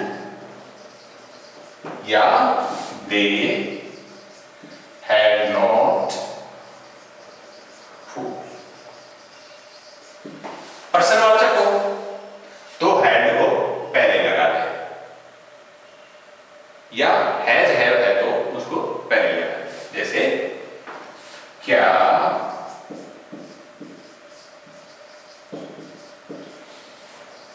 तुम्हारे पास बंदूक है? इसकी जब हम अंग्रेजी बनाएंगे, तुम्हारे पास बंदूक है, इसकी अंग्रेजी बनती है यू हैव ए गन। जब ये पर्सन बन गया क्या, तो इसको पहले लगा लेंगे हैव, इसको यहां निकाल लेंगे तो ये यहां से हट जाएगा। हैव यू ए गन, या डू पहले लगा देंगे, फिर बाकी का यू पहले छोड़ देंगे। Do you have a gun. तो इस तरह से आज हमने इज एम आर वाज का प्रयोग किया, हैज हैव हैड का प्रयोग किया। यानी हमने वो वाक्य किए जो स्थिति को बताते हैं एक्शन की बजाय। एक्शन वाले हम पहले कर चुके हैं। Thank you.